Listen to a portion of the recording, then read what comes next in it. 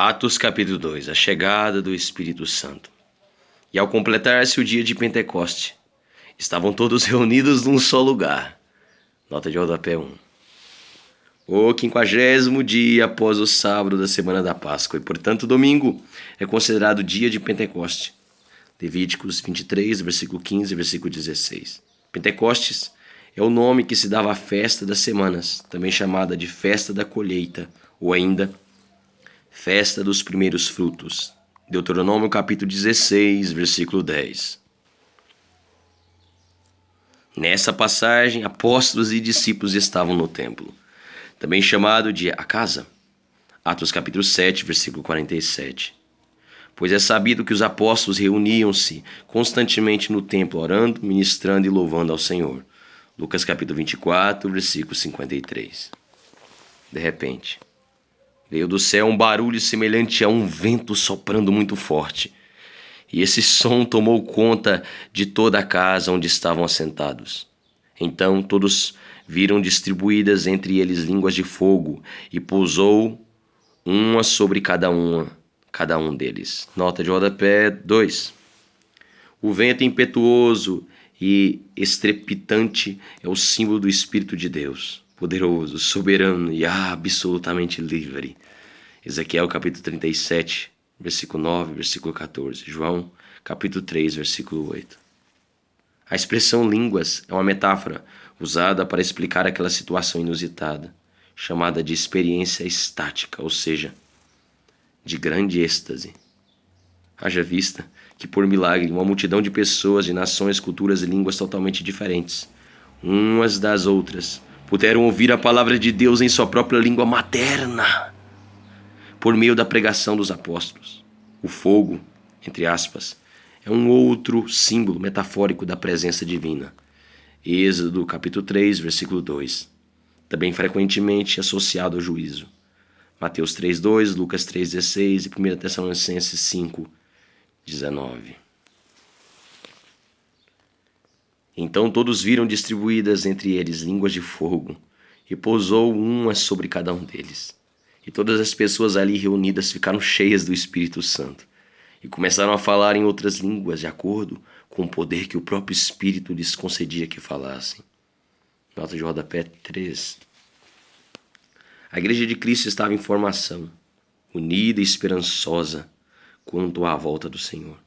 Passou pelo batismo do Espírito conforme a promessa de Jesus, Atos capítulo 1, versículo 5, e dedicou-se à oração, comunhão e evangelização segundo as Escrituras. O Pentecostes significa para a Igreja, primeiro, a presença e a ação do Espírito Santo habitando, tabernaculando a alma do crente. João 14, versículo 17. E não significa é apenas tabernaculando a alma do crente. João 14, 17, não. Apenas influenciando os aspectos religiosos e exteriores. Juízes 6:34, Juízes 15:14, Ezequiel 36:26, 2. O Espírito passa a ter presença contínua, ao invés de eventual, como em Atos, como no Antigo Testamento. 3. O Espírito veio para habitar toda a igreja, não apenas alguns indivíduos especialmente selecionados para determinadas obras e ministérios, como o Antigo Testamento. 1 Coríntios 3,16, 1 Coríntios 12, versículo 12 e versículo 13. Quarto, ter coragem para confrontar esse mundo caído com amor e sem medo, versículo 14. Ganhar almas para o reino de Deus, o reino de Cristo, versículo 41. E operar milagres, sinais e maravilhas, de acordo com a vontade e instrução do Espírito, versículo 43. Sendo assim, há apenas um batismo da igreja, o corpo vivo de Cristo. E de cada indivíduo, membro da igreja, mas repetidas plenitudes para adoração, serviço cristão, Efésios capítulo 5, versículo 18. E o exercício dos dons do Espírito, 1 Coríntios 12, do versículo 7 ao 11. O dom de línguas em grego transliterado heterais glossais, glossa, que significa línguas diversas, foi um milagre que se deu no âmbito da expressão dos apóstolos e da audição das pessoas de várias línguas, dialetos naquele dia e local. 1 Coríntios 14, 23. Estas línguas estrangeiras anteciparam a chegada do Evangelho em toda nação, povo, raça, tribo e língua, unindo o mundo todo em torno do Senhor Jesus, num flagrante contraste com o julgamento em Babel. Gênesis capítulo 11, do versículo 7 ao 9.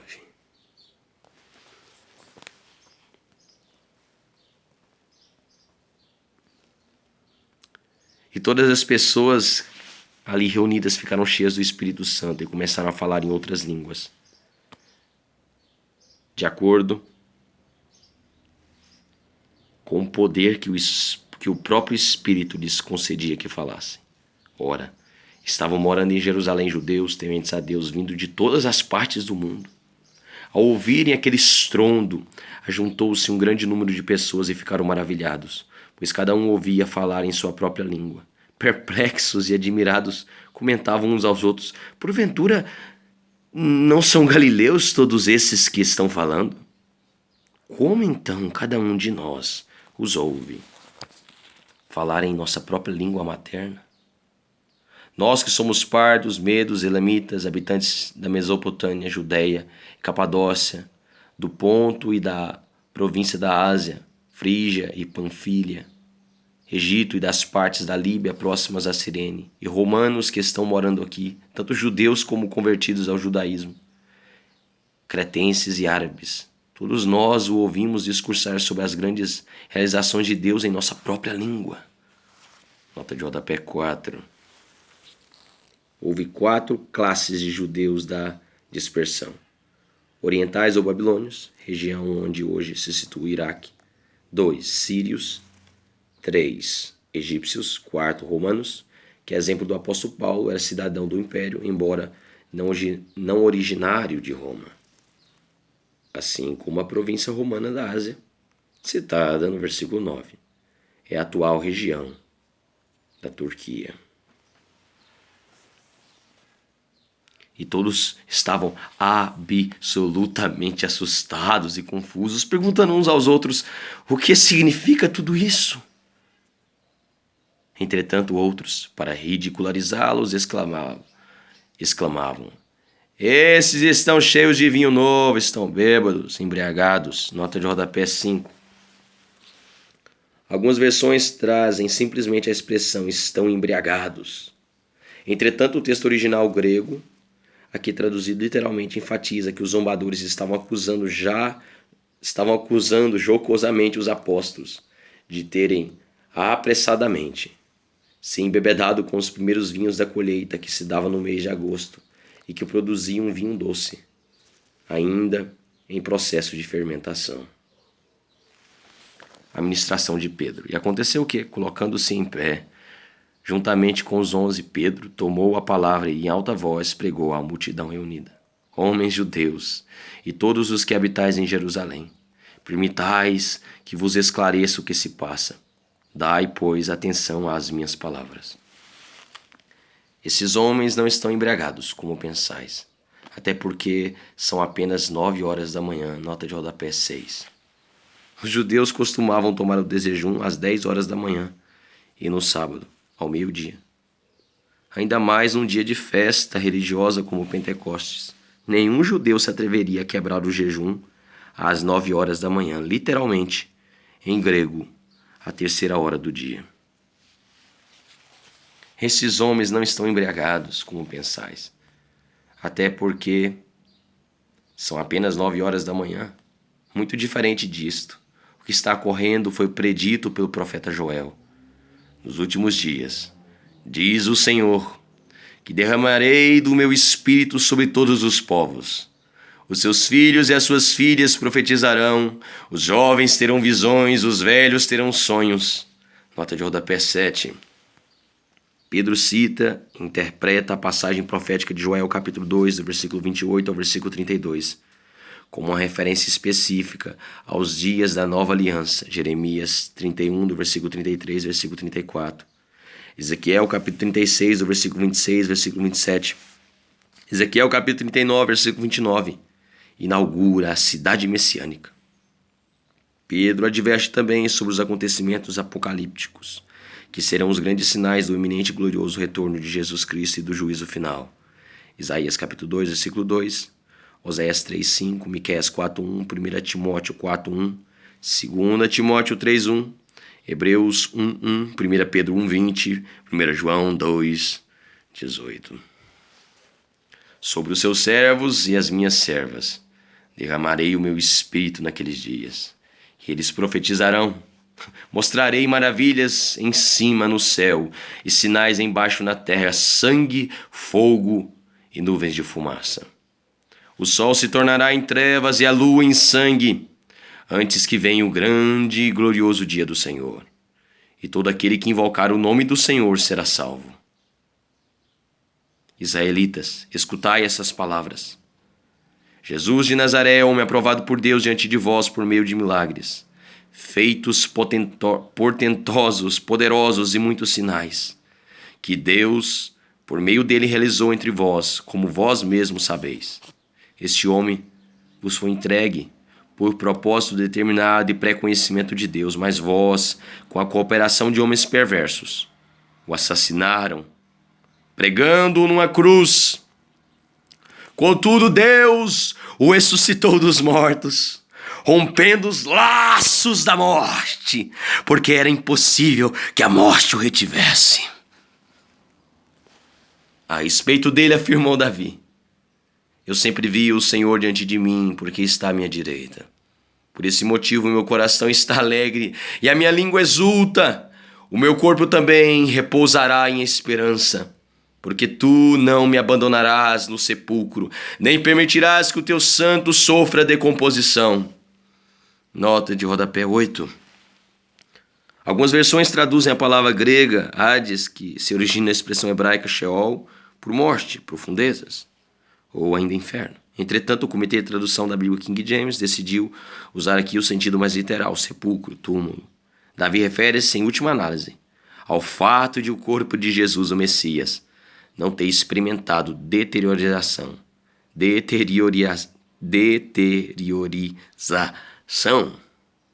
alguma. Versículo 31. Tu me fizeste conhecer os caminhos da vida e me encherás de alegria na tua presença. Porque tu não me abandonarás no sepulcro, nem permitirás que o teu santo sofra decomposição. Tu me fizeste conhecer os caminhos da vida e me encherás de alegria na tua presença. Caros irmãos, concedei-me a licença de falar-vos com toda franqueza que o patriarca Davi morreu e foi sepultado. E o túmulo está entre nós até o dia de hoje. Nota de rodapé 9. O túmulo de Davi podia ser visto em Jerusalém e ainda continha seus restos mortais. Mas em relação a Jesus Cristo, ninguém podia apontar para o sepulcro onde seu corpo estivesse depositado. As palavras de Davi no Salmos 16, versículo 8 ao 11, aplicam-se mais completamente, de forma profética, ao próprio Senhor Jesus. A expressão hebraica Messias corresponde à palavra Cristo em grego e ambas significam ungido. Caros irmãos, concedei-me a licença de falar-vos com toda franqueza que o patriarca Davi morreu e foi sepultado. O seu túmulo está entre nós até o dia de hoje. Todavia, ele era profeta e sabia que Deus lhe prometera sob juramento que colocaria um dos seus descendentes em seu trono. Antevendo isso, profetizou sobre a ressurreição do Cristo, que não foi abandonado no sepulcro e cujo corpo não sofreu decomposição. Deus ressuscitou este Jesus e todos nós somos testemunhas deste fato. Exaltado à direita de Deus, ele recebeu o Pai, o Espírito Santo prometido e derramou o que vós agora vedes e ouvis. Porquanto Davi não foi elevado aos céus, mas ele mesmo declarou: o Senhor disse ao meu Senhor: senta-te à minha direita, até que eu ponha os teus inimigos por estrado para os teus pés. Nota de rodapé 10. Na expressão o Senhor disse ao meu Senhor, Salmo 110, versículo 1. O primeiro Senhor traduz a palavra hebraica Yahvé, o nome sagrado impronunciável de Deus, e o segundo Adon, Adonai, Adon, Senhor, dominador, possuidor. Sendo assim, como Calvino gostava de dizer, dominador. Sendo assim, o Senhor Deus disse ao meu Senhor, o filho de Davi, o Messias. De acordo com Pedro, Davi dirigiu-se ao seu descendente com o mais elevado respeito, pois Davi, por meio da inspiração do Espírito Santo, reconhecia a absoluta divindade desse descendente. Mateus 22, versículo 41 a 45. Porquanto, além da sua ressurreição da morte, versículo 31, versículo 32, também seria exaltado à direita de Deus, com todas as honras de filho e rei, versículo 33 a 35. E sua excelsa presença estava ali, revelada na pessoa do Espírito Santo, que chegara conforme prometido, versículo 33. João capítulo 7, versículo 39. João 14, versículo 16 e versículo 26. João capítulo 16, versículo 7, de acordo com Salmo 68, versículo 18. Sendo assim, que todo o povo de Israel tem absoluta certeza disto. Este Jesus, a quem vós crucificastes, Deus o fez Senhor e Messias. Nota de rodapé 11. Esta afirmação corajosa de Pedro constitui-se no mais antigo credo da Igreja de Jesus Cristo. Romanos 10, 9, 1 Coríntios 12, 3, Filipenses 2, 11. Os primeiros cristãos, ao ouvirem tais palavras, ficaram agoniados em seu coração e desejaram saber de Pedro e dos outros apóstolos. Caros irmãos, o que devemos fazer? Orientou-lhes Pedro, arrependei-vos, e cada um de vós seja batizado em nome de Jesus Cristo para o perdão de vossos pecados, e recebereis o dom do Espírito Santo. Nota de rodapé 12. A mensagem de João Batista, o grande precursor do reino, é reenfatizada por Pedro e será marca das principais mensagens evangelísticas dos apóstolos para o recebimento de perdão e o novo nascimento. Marcos 1,4, Lucas 3,3. O mesmo destaque foi dado pelo próprio Jesus, Marcos 1,5, Lucas 13,3, Lucas 24, 47. Da mesma forma, o batismo era importante para João. Jesus e na igreja primitiva, sob direção dos apóstolos. Pois essa ordenança sempre esteve associada à fé, à aceitação da palavra, ao arrependimento e à busca de uma vida de adoração a Deus. Mateus capítulo 28, versículo 19, Atos capítulo 8, versículo 12, Atos capítulo 18, versículo 8. O ato do batismo em si não é capaz de perdoar o pecado original ou qualquer outro. O perdão total e definitivo dos nossos pecados ocorre por meio da graça de Deus, que converte o coração humano e faz germinar a fé cristã. Romanos 6, versículo 3, versículo 4. Depois do sacrifício de Jesus, duas dádivas são concedidas aos que creem: o perdão dos pecados, Atos 22, 16, e o Espírito Santo. A promessa do Espírito Santo de habitar no interior do ser humano é um presente selo, marca divina de Deus, garantindo a todos os cristãos sinceros, indistintamente de suas posições teológicas ou doutrinárias. Atos 8, do versículo 9 ao 11, 1 Coríntios 12, versículo 13. No versículo 39, Pedro refere-se aos que estão longe, aos gentios e aos filhos dos judeus, presentes e às futuras gerações judaicas. Efésios capítulo 2, versículo 13. Porquanto a promessa pertence a vós, a vossos filhos e a todos os que estão distantes. Enfim, para todos quantos o Senhor nosso Deus chamar. E com muitas outras palavras dava seu testemunho pessoal e os encorajava proclamando: sede salvos dessa geração que perece. Assim todos aceitaram a sua palavra, assim todos quantos aceitaram a sua palavra foram batizados, e naquele mesmo dia juntaram-se a eles cerca de 3.000 pessoas. Como viviam os novos cristãos, eles perseveravam, insistiam. Eles perseveravam no ensino dos apóstolos e na comunhão, no partir do pão e nas orações. Nota de rodapé 13. O ensino ou doutrina dos apóstolos inclui tudo o que o próprio Jesus ensinara. Mateus 28, versículo 20. Sendo mais importante o evangelho, o qual se firmava em sua vida e obra, morte e ressurreição. Versículo 23, versículo 24. Atos capítulo 3, versículo 15, Atos capítulo 4, versículo 10, 1 Coríntios 15, do versículo 1 ao 4. A ministração dos apóstolos era incomparável por ser inspirada por Deus e estar revestida de toda a autoridade a eles outorgada pelo próprio Senhor Jesus. 2 Coríntios 13, 10, 1 Tessalonicenses 4, 2.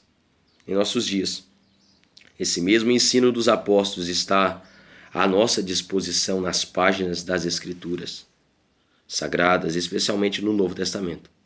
O livro de Atos dos Apóstolos ressalta a importância da oração diária na vida dos cristãos, tanto em particular quanto em público.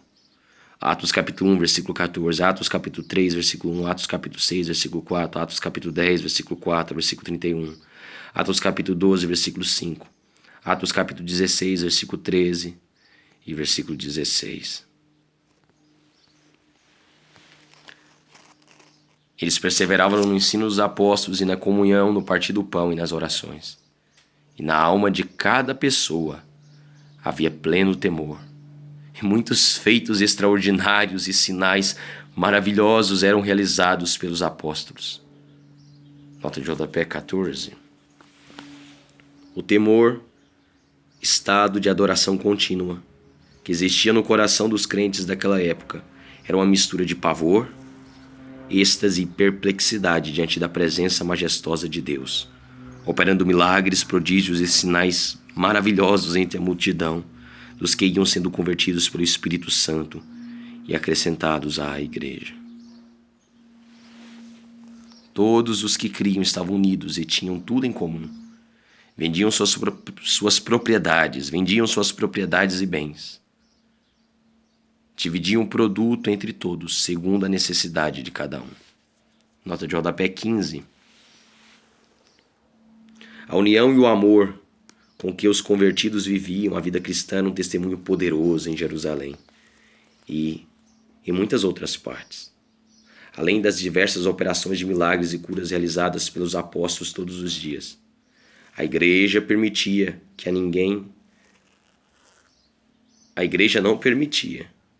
a ninguém faltasse o necessário para viver. As colaborações eram voluntárias e generosas, regadas com muita oração. Manifestação de louvor e satisfação. Alegria deve ser o estado de ânimo do crente, não apenas uma euforia eventual e passageira, como é próprio dos que não depositam sua fé e a própria vida aos cuidados do Senhor. Atos capítulo 16, versículo 34. A união e o compartilhar da igreja são frutos do Espírito Santo. Muitos filósofos e pensadores ao longo dos séculos idealizaram comunidades e nações inteiras, cujos povos socializariam seus recursos humanos e materiais. Contudo, não obtiveram sucesso. Sem a plenitude do Espírito Santo, o homem tende ao pecado e ao engano, erro. Vendiam suas propriedades e bens e dividiam o produto entre todos segundo a necessidade de cada um. Diariamente continuavam a reunir-se no pátio do templo. Partiam o pão em suas casas e juntos participavam das refeições com alegria e sinceridade de coração. Nota de rodapé 16. Judeus e gentios convertidos pelo Espírito a Jesus Cristo começavam a formar e desenvolver a igreja primitiva. Os outros que reuniam os crentes em Jerusalém se realizavam diariamente no templo.